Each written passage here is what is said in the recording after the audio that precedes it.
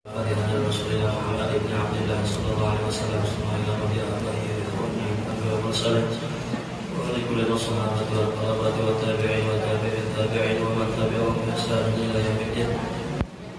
Summa yuhi walidina wa masyayikhina wa mu'allimina wa jami'al muslimin wal muslimat wal mu'minin wal mu'minat khususan ila ruhi al-imam al-Baghdadi wa ila al-imam Muhammad Syafi'i wa ila ruhi al-imam Muhammad bin Muhammad al-Ghazali wa ila ruhi Abdul Qadir Jilani wa Syekh Muhammad Karim As-Samad al-Madani wa khalifah Syekh Muhammad Rashid al-Qadiri wa Syekh Muhammad Anwar bin Ali Ismail al-Qadiri wa Syekh Muhammad Khalid wa Syekh Sulaiman wa Syekh Al-Jali wa Syekh Muhammad Syarwan Abdul Mu'min wa Syekh Muhammad Zain Abdul Ghani wa ila ruhi Haji Ahmad Syukur wa ila Syekh Muhammad Nawawi wa qawli Allah yatabashsharu bi rahmah wal maghfirah wa yu'inu alaina min barakatihim wa asrarihim wa anwarihim wa ulumihim wa nafahatihim wa khususatihim wa karamatihim wa yahmilna bi himayatihim fid dunya wal akhirah ala man wa sallallahu sallallahu bi sirri nabi wa ala nabi bi sirri surat al-fatihah.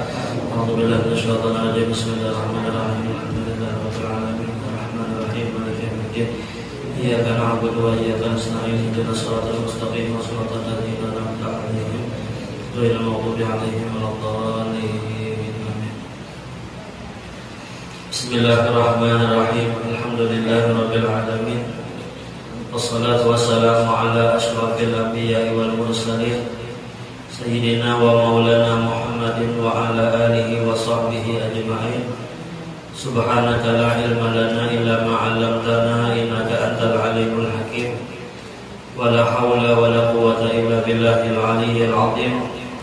Wa la haula wa la quwwata illa billahil aliyyil 'azim. Wa la haula wa la quwwata illa billahil aliyyil 'azim. Rabbi shrah li sadri wa yassir li amri wahlul 'uqdatam min lisani yafqahu qawli warzuqni al-fahmal qawi wa sabbit lisani wahdi qalbi bihaqqi sayyidina Muhammadin sallallahu alaihi wasallam. Qala al-muallif rahimahullahu ta'ala wa nafa'ana bihi wa bi jami' ulumihi fid dharain amin.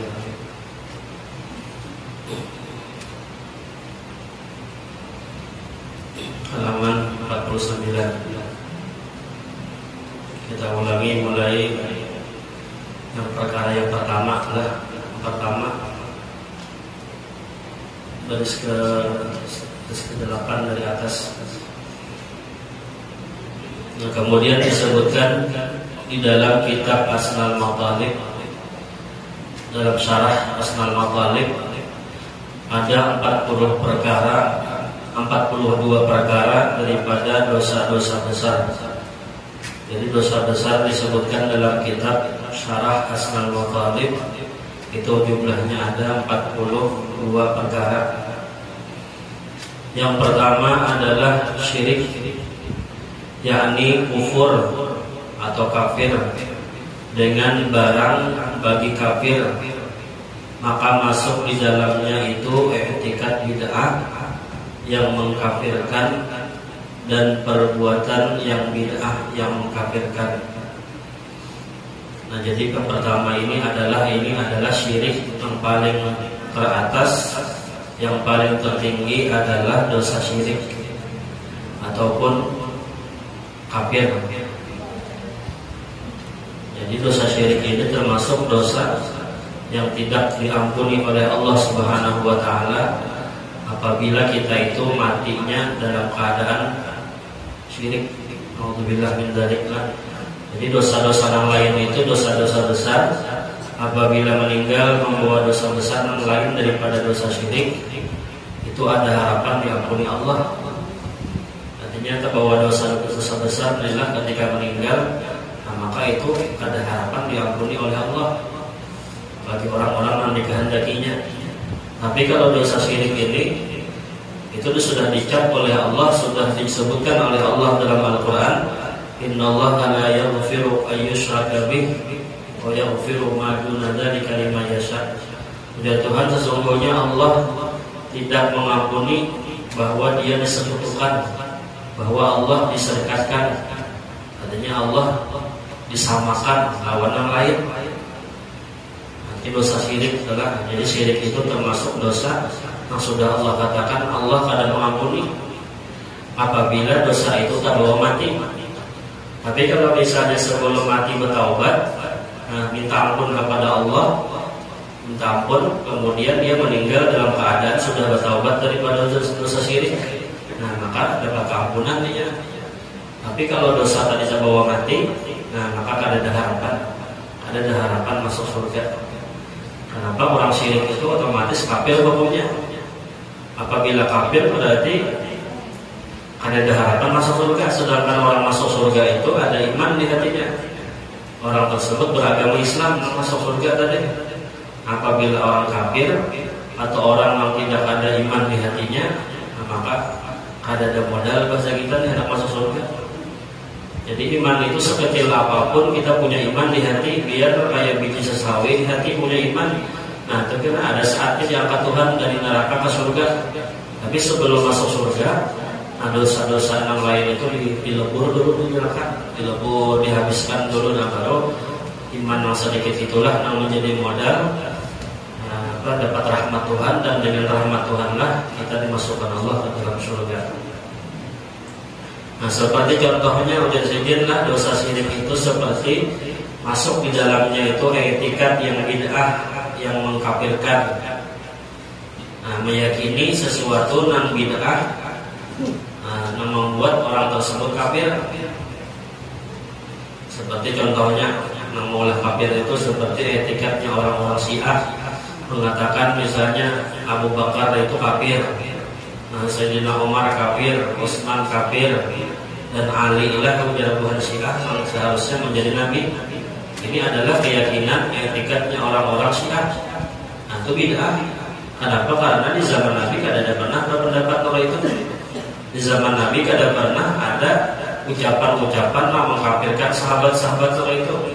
Nah, itu adalah etikat keyakinan yang bid'ah yang membuat pelakunya itu hukumnya kafir. Ataupun berbuat sesuatu, melakukan suatu perbuatan yang bid'ah yang membuat kafir. Nah kalau tadi etikat keyakinan di hati yang dalamnya, tapi maulah kafir. Nah kalau ini perbuatan yang jelas-jelas yang tidak pernah digawi di zaman Nabi, yang membuat orang tersebut bisa kafir.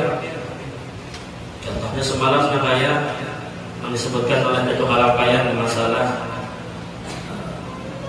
semalam menyelamati Banua, dia adalah sanggar dan membuang pasilih semalam lah. Jadi menyelamati Banua ataupun membuang sial bahasa kita, tapi dengan sesajennya itu misalnya diberikan lawan orang-orang misalnya alam-alam sabalah ataupun orang-orang jin-jin misalnya.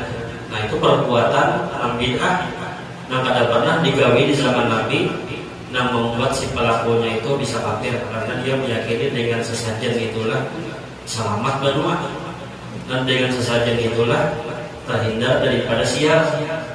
Nah itu perbuatan yang bid'ah. Nah kemudian yang kedua, dosa besar yang kedua adalah membunuh orang dengan tiada sebenarnya. Artinya dengan membunuh ini ada juga yang sebenarnya. Kayak apa yang sebenarnya? Seperti orang misalnya dihukum dibunuh misalnya, seperti dipotong leher. Kan di hukum orang Islam itu kan ada kalau potong leher, kalau dipotong lehernya apabila membunuh orang maka dibunuh. Nah kayak orang Arab itu misalnya ada yang potong lehernya atau hukum rajam misalnya sampai mati.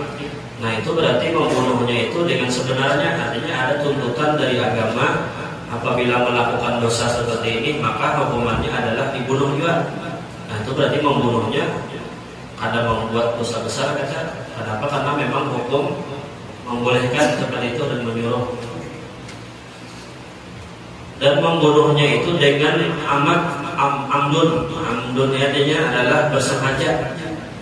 Membunuhnya bersengaja, istilah memang berniat sedang mulai rumah membawa lading misalnya, bertamuan lawan orang, disodoknya orang, dibunuhnya, atau membawa barang ditimpasnya orang misalnya, atau dengan cara apapun ditabraknya kah atau diapainya kah sampai orang tadi mati.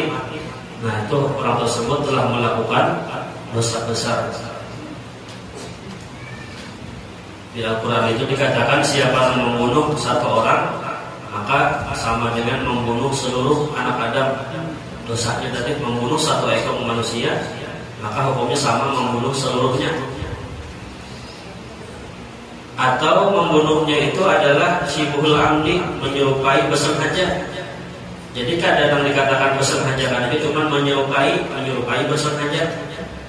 Nah, jadi dalam hukum di kitab fikih itu, di kitab masalah jinayat itu, membunuh itu ada yang bersengaja, ada yang menyerupai bersengaja, ada yang menyerupai, ada yang tersalah tapi bersengaja.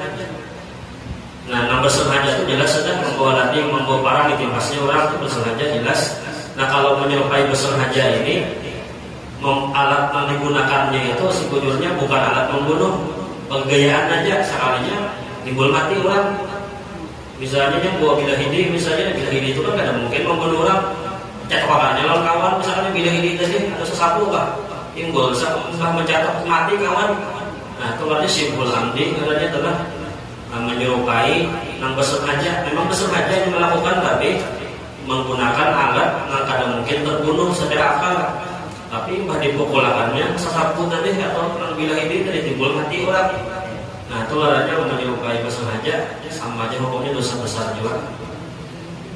Walaupun karena bayar dam atau bayar kiparatnya itu kan sebesar orang yang bersengaja lah. Dapat kena berapa puluh ekor sapi itu apabila membunuh orang dalam hukum agama 30 sapi kan rasanya kita pikir itu apabila menyerupai bersengaja itu kan sedikit tentunya apa ngarannya itu bayarnya kiparatnya. Nah, kalau yang tersalah bersengaja tadi umpamanya misalnya melempar lading, misalnya melempar buah supaya buah gugur, sekalinya pas melempar saat terlempar pada orang mati orang. Nah, itu arahnya tersalah yang bersengaja atau salah bersengaja di sini ada bayar kiparat. Ada banyak ibarat itulah karena ini asalnya dia tujuannya melempar buah pakai lading, buah yang dilemparnya sekalinya timbul lading dari kanan orang. Nah, itu arahnya tersalah yang bersengaja. Nah, itu kedua adalah dosa besar berupa membunuh. Kemudian yang ketiga adalah zina. Nah, zina berhubungan badan tanpa ikatan halal. Itu jelasnya sudah jelas. Kemudian yang keempat adalah liwat. Nah, liwat ini yakni waqa pada dubur. Nah, melakukan hubungan di dubur. Dan makna liwat itu bisa juga berhubungan sesama jenis, binian sama binian, alakian dengan alakian. Melakian tadi kan ya di dubur tadi menggawinya. Nah, itu liwat dosa besar karena ini gawian orang-orang di zaman Nabi Lut. Di zaman Nabi Lut itu makanya dikatakan asal katanya kan liwat. Jadi menggawinya sama jenis lelakian, kapinginnya lawan lelakian juga, babinian sama babinian. Ada rasanya ya Allah mungkin lelakian sama lelakian. Atau babinian sama babinian biasanya itu gawian orang-orang di zaman Nabi Lut. Nah, Allah balik ke kampung Nabi Lut ya Allah. Di balik Tuhan di bawah dibongkarnya oleh malaikat, di baliknya ke bawah siksaan orang-orang di zaman Nabi Lut. Kemudian yang kelima adalah waqa pada palet binatang. Nah, ini akalnya kada normal adalah menggawi binatang yang digawinya waqa atau berhubungan dengan binatang di kemaluan binatang. Nah, kemudian yang keenam adalah minum arak jikalau sedikit sekalipun. Nah, minum arak ini kan jelas khamar. Khamar orang Bali itu khamar itu adalah parahan anggur.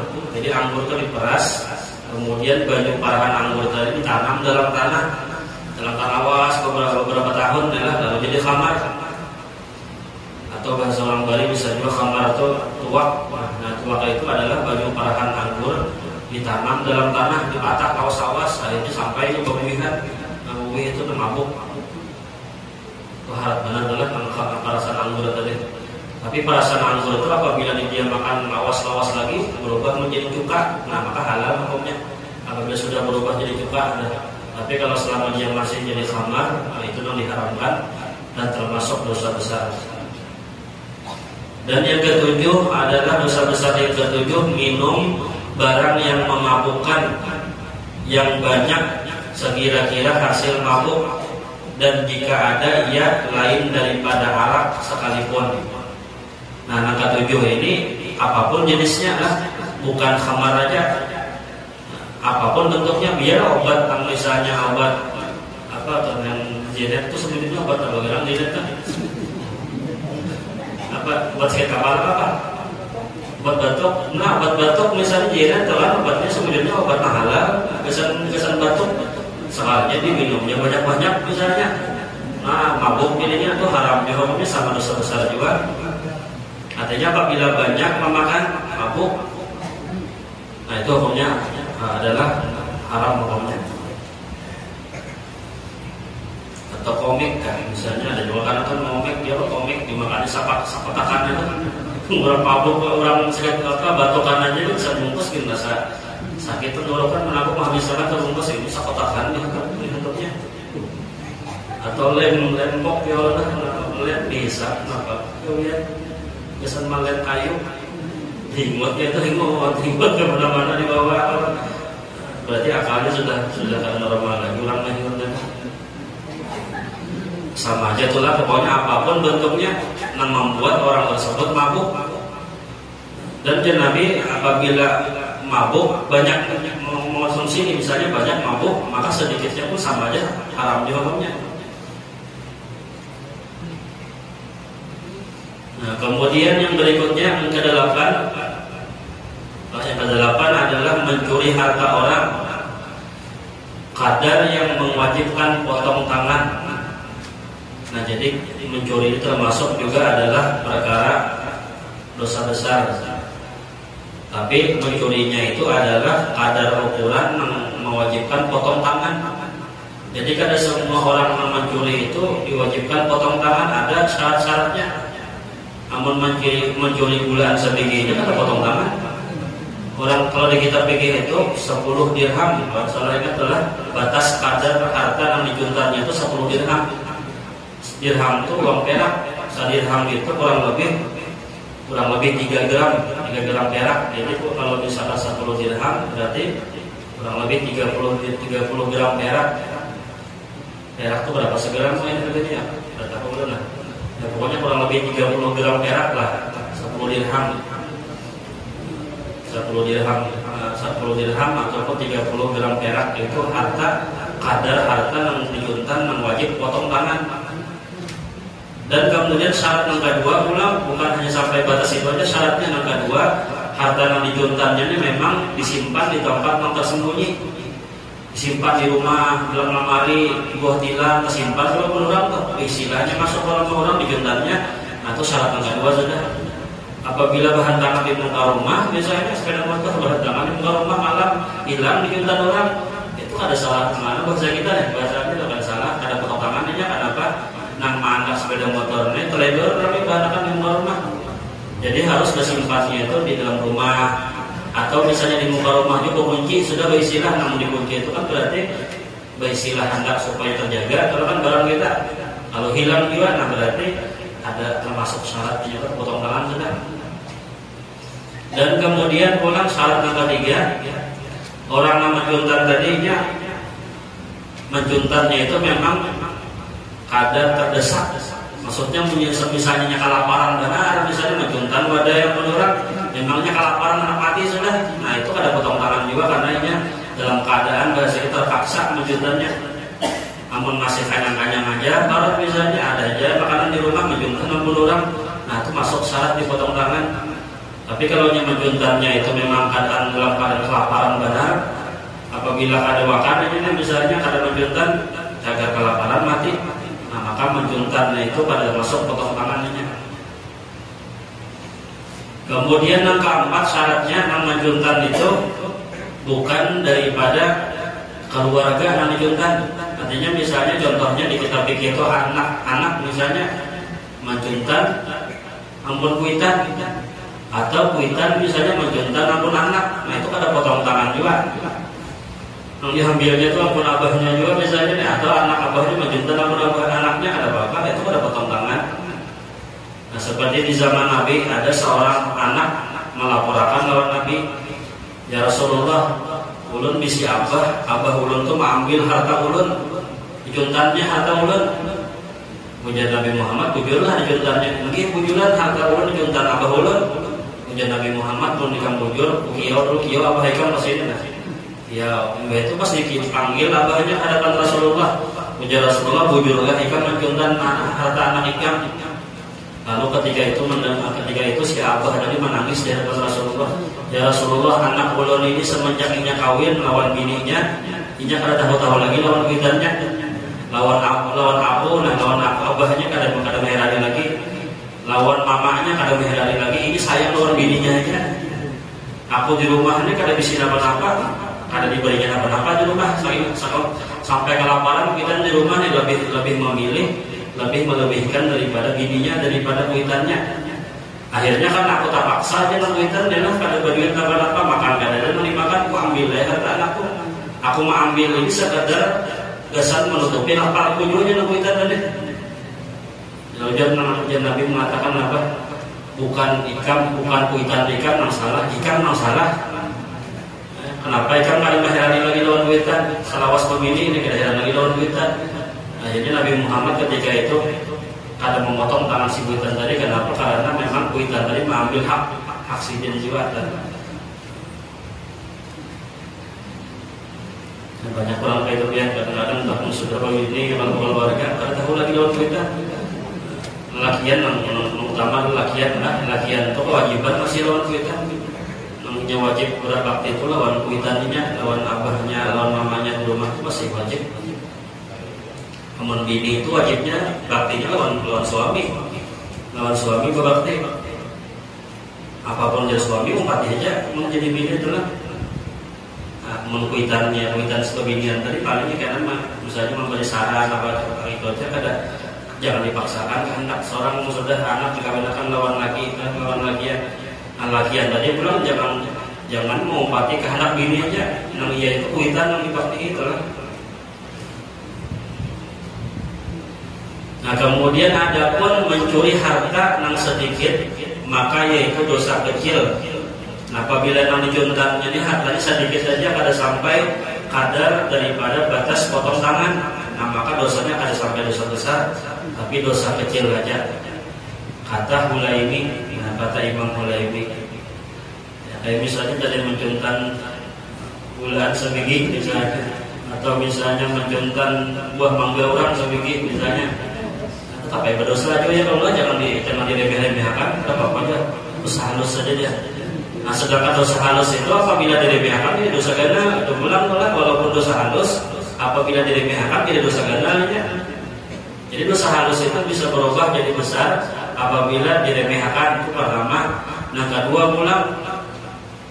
diulang-ulangi, acak mengulang-ulang. Dosa halus juga menjuntan mangga orang sebegini, tapi kadang pulang sejam-jam pulang menjuntan pulang, besok menjuntan pulang, itu ada keadaan halus lagi dosanya menjadi dosa ganda. Lombok kurang nggak sebegini rumah kepada ya Allah kurang banget kan.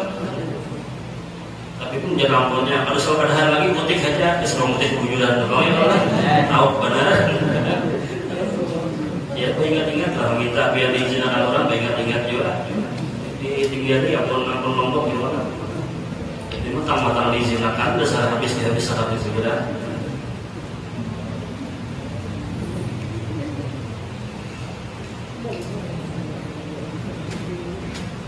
Dan ketiga, pulang dosa halus itu bisa menjadi dosa besar apabila yang melakukannya ini orang yang menjadi panutan orang banyak, orang yang dianggap tokoh hak bahasa kita adalah di kampung misalnya tuan guru, nang orang contoh melakukan sidin. Nah itu dosa halus bagi situ, ada dosa halus, dosa genal berantara. Nah tuan guru misalnya menghuluakan ambil buah mangga orang sebiji. Nang orang mau pati sidin itu seharusnya saja nang orang mau pati, tapi sidin yang mau keluarkan itu dosa ganda. Kenapa? Karena sidin itu jadi panutan orang, dikira orang menuntan sedikit itu sunat saja juga bilang. Itu jadi dosa ganda, padahal seharusnya.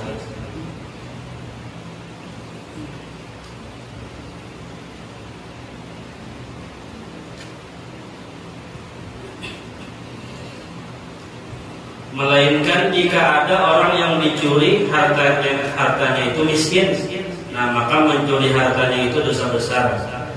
Nah lain kalau orang dijuntan harta ampun orang miskin, ampun harta orang miskin biar sedikit yang diambil dosa genap. Kenapa? Karena orang miskin itu ya seadanya, orang miskin harta sudah dijuntan orang pula. Nah kira-kira kayak apa perasaan orang miskin adalah orang sugih dijuntan hartanya sedikit masih banyak aja sisa. Tapi kalau orang miskin masih juntan tadi sedikit yang diambil, itu sedikit mengambil ampun orang miskin itu sama banyak hukumnya. Kenapa? Karena jadi si harta sedikit sudah dijuntan pula. Nah kemudian yang ke-9 adalah menukis itu menuduh seseorang dengan berbuat zina. Nah, jadi menuduh orang itu jangan sembarang menuduh, namun kita akan melihat buktinya langsung. Karena menuduh orang berzina itu termasuk dosa besar juga. Itu di fikih itu dikatakan menuduh orang berzina itu harus melihat buktinya itu dengan mata kepala. Ada habar bin habarnya karena harus melihat, dan melihatnya itu pulang orang berzinahnya itu seperti masuknya benang kalau bang jarum melihat sebujur-bujur berduaan aja memasukkan itu lah. Seperti halnya jarum dimasukkan, benang dimasukkan kalau bang jarum melihat dengan mata kepala. Nah baru kita bisa melaporkan kepada hakim, kepada orang yang berhak menghukuminya. Atau misalnya ulun melihat dengan mata kepala yang melakukan zina. Tapi kalau masih melihat orang berduaan, misalnya di padang sabat, jangan dituduh berzina dulu. Itu belum melakukan, tahu kita lagi tahu lah. Nah jadi menuduh orang berzina itu mungkin ada buktinya. Nah itu dosa besar lah, termasuk dosa besar. Kemudian yang ke-10, jadi saksi dengan dusta. Nah, jadi saksi di pengadilan kah misalnya adalah diulah orang jadi pengacara umpama. Nah, tapi misalnya kesaksinya nih ulah-ulahnya dia kada bujur. Jadi saksi tapi saksi non dusta. Kemudian yang ke-11 adalah merampas harta. Merampasnya merampok maksudnya lah, bukan mencuri. Mencuri tadi kan kehidupan, kalau merampas ini terang-terangan mengambilnya. Kata sabda Nabi SAW, manik taba'a shibran minal ardi zulman tawwaqahullahu iyyahu yawmal qiyamah min sab'i ardin. Artinya barang siapa mengambil sejengkal daripada bumi milik orang dengan aniaya ini zalim maksudnya, niscaya dikalungkan Allah Ta'ala bumi itu akan dia pada hari kiamat daripada 7 petala bumi. Jadi ini mengangkat tanah orang walaupun sehasta aja, walaupun sekilan aja mengambil tanah orang. Nah itu karena tanah yang dikakatnya itu sampai 7 lapis buminya dikalungkan Tuhan di hari kiamat di padang mahsyar. Sudah awak kena wuyuh kepanasan ini mah angkut tanah pula udah kemana-mana ya Allah. Nah itu siksaan orang mengangkat tanah orang atau mengambil tanah orang secara zalim. Katanya tanahnya aja kada tahu lagi orangnya ampunnya aja. Tanah orang bahari kada tahu lagi lalu diambil misalnya. Kalau kena ahli warisnya datang ya Allah. Kecuali desa memang kada ada sama sekali tanah itu tanah. Dalam hukum fikih itu ada istilahnya fikih ihyaul mawat, menghidupkan tanah yang mati yang kada ada sama sekali pemiliknya. Boleh kita mengambil, metak-metak diambil boleh. Namun memang dahulunya memang ada, nggak ada ampunnya. Cuma kada tahu misalnya ahli warisnya ke mana, tapi memang ada ampunnya, jangan diambil, masih ada ampunnya. Kecuali hutan memang kan ada ampunnya, hutan sama sekali. Orang bahasa itu kan ada hutan, diambil aja misalnya nih, ada bapak.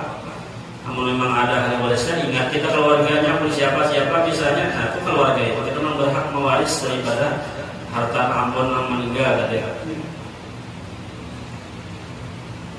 Jadi mengambil sejengkal daripada bumi, maka orang tersebut dikalungkanlah bumi tersebut sampai 7 petala bumi nanti di hari kiamat di padang mahsyar. Nah itu termasuk daripada dosa besar, yaitu merampas harta orang. Riwayat Imam Muslim, maka dikiaskan atas merampas bumi yaitu harta yang lain daripada bumi. Nah, ini sama aja juga pulang, bukan hanya bumi aja yang termasuk daripada dosa besar, tapi benda-benda apapun selain daripada bumi sama aja. Kemudian yang ke-12 termasuk dosa besar adalah lari daripada shaf peperangan, dilari daripada medan perang. Ini musuh ini sudah berhadapan kawan kita nih, misalnya tinggal menyasar menimpas dia lagi, sekali ini bulbuli bukan ada jadi berperang. Nah, itu lari dari medan perang itu termasuk dosa besar juga. Jadi pokoknya sudah masuk ke medan perang itu, musuh sudah melihat di hadapan, sudah kada boleh lagi mundur-mundur, tidak boleh. Mundur itu hukumnya dosa besar hukumnya. Kalau kota-kota kita melihat pinanya Cilangan, ada nih kalau ada musuh banyak membawa panah macam-macam, lalu mundur, nah kada boleh mundur. Pokoknya sudah berniat perang itu di zaman Nabi itu, melihat musuh kayak apa aja ganasnya itu, nah, maka wajib berkalahi, tidak boleh mundur.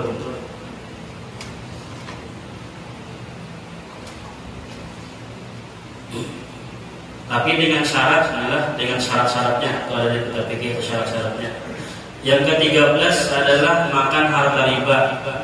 Nah, ini juga termasuk daripada dosa besar, yaitu memakan harta riba. Harta riba ini banyaklah macam-macamnya, ada riba ya, ada riba macam-macam. Nah, tapi nang rancak kita ini nang riba-riba di kampung ini ya tadi berhutang-hutangan nang berlebih itu lah.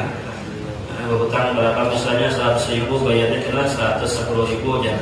Nah 10.000 itu nang ribanya. Tapi misalnya memberi berlebih itu misalnya memang karena disyaratkan waktu berhutang, memang ini hendak memberi itu kesan berterima kasih karena menghutangi tidak apa-apa. Tapi memang bersyarat mulai awal sudah kamu jangan berhutang 100, karena bayar 110 lah misalnya. Nah itu bersyarat mulai awal sudah 10.000 itu nang ribanya. Tapi kalau misalnya kamu bayar 100, berhutang 100, bayarnya 100 juga.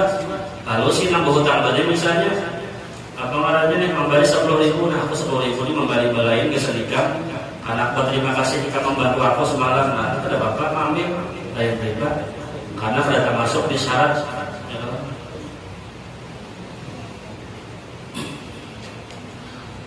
Kemudian yang ke-14 adalah makan harta anak yatim.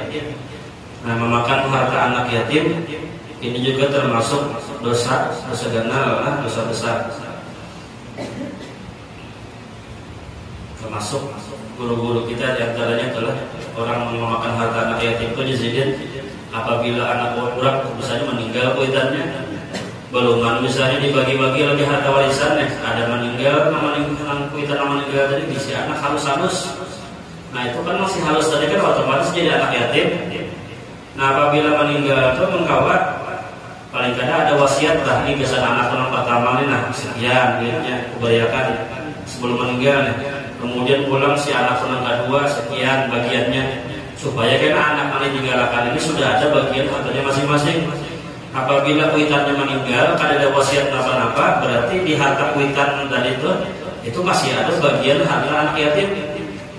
Apabila misalnya diaruhakan, harta tadi diaruhakan, dimakani, makan harta anak yatim hukumnya. Kenapa? Karena situ masih tercampur harta anak yatim. Nah maka banyak guru-guru kita itu apabila misalnya kuitan meninggal, anak harus ada masih yang meninggal tadi, anak yatim tuh lah. Misalnya ada berbagi harta warisan atau ada wasiat, ada opsi saluan. Kenapa? Karena makan harta ampun anak itu dari anaknya anak yatim.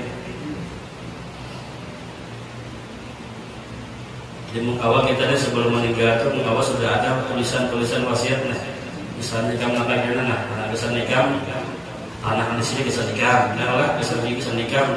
Jadi sebelum meninggal itu kita ada lagi beban harta nampun kita. Jadi buliknya itu waktu meninggal itu sudah palingan baju selambar di awak aja lagi itu pun mungkin selambar dan di awak kan anak pakai pun ada bisa nikah karena jadi bulik itu habis ada lagi yang dikesap Tuhan karena diberikan sudah di biologi sudah berdatang oleh anak-anak saja.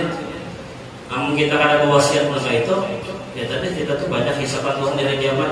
Tanah hikamnya, nah mana kamu hari menggunakannya, nah dari mana dapatnya? Tapi pun sudah kita boleh dari kita beriakan sudah kesan anak kita wasiatnya kesan ini habis sudah. Bahkan yang selambar di awaknya pun baju kita beriakan sudah sebelum meninggal adalah. Nah maka pada lagi kita di hisapan Tuhan dari kiamat karena sudah diberiakan kesan anak-anak.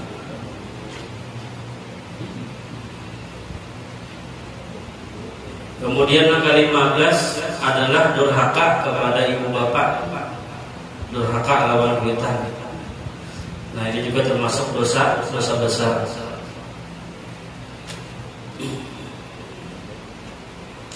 Kemudian angka 16 adalah dusta atas Rasulullah Sallallahu Alaihi Wasallam. Nah, dusta atas Rasulullah ini misalnya kalau Nabi Sallallahu Alaihi Wasallam, Rasulullah bersabda ini, padahal Nabi Muhammad tidak pernah mengatakan itu. Nah, itu berarti berdusta atas nama Rasulullah. Nah, makanya kita hati-hati juga kalau membaca hadis-hadis misalnya. Nah, kalau kita baca itu lain hadis Rasulullah.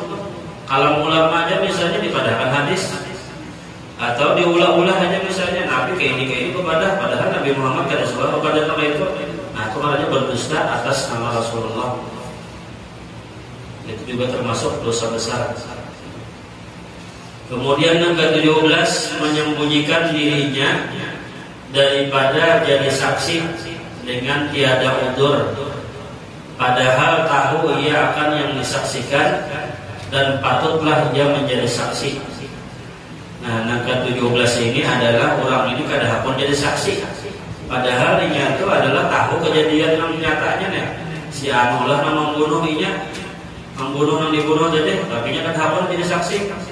Padahal dia melihat dengan kedua matanya, melihat kejadian tadi, dan kemudian pulang jadi berhak patut menjadi seorang saksi ketika itu, tapi kadang pun. Nah, itu pun juga termasuk dosa besar. Kemudian yang ke-18 adalah berbuka puasa Ramadan dengan tiada udzur.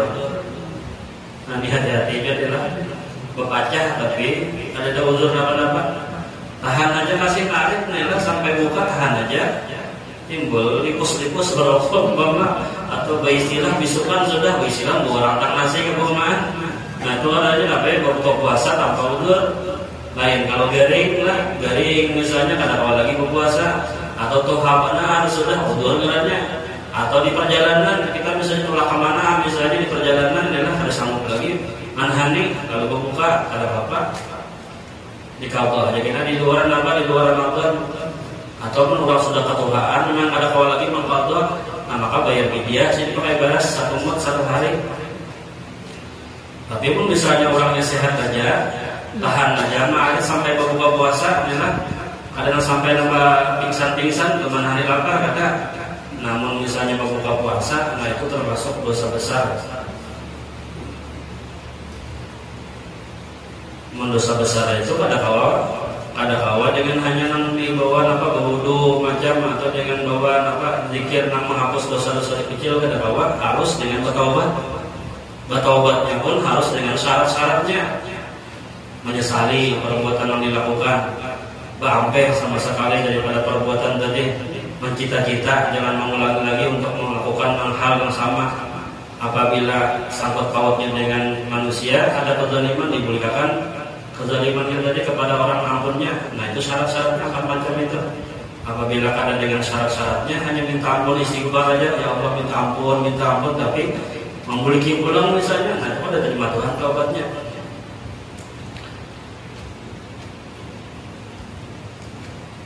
Nah, kemudian mengasih jelas melalang asam seterusnya.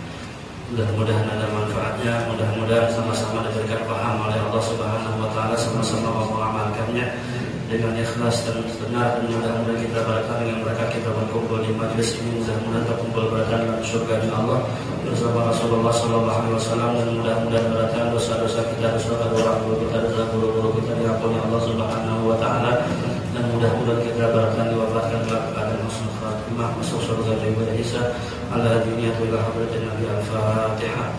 Alhamdulillah masyaallah. Bismillahirrahmanirrahim. Alhamdulillahirabbil alamin. Iyyaka na'budu wa iyyaka nasta'in. Ihdinas siratal mustaqim. Shiratal ladzina an'amta 'alaihim. Bismillahirrahmanirrahim. Alhamdulillahirabbil alamin. Allahumma shalli wa sallim ala sayyidina Muhammadin wa ala alihi wa sahbihi ajma'in. Allahumma anfa'na bima 'allamtana wa 'allimna ma yanfa'una wa zidna 'ilma wa zidna 'ilma wa zidna 'ilma. Allahumma arzuqna ikhlas wa tazawwadna bi nashri wa bi jami'i ta'at.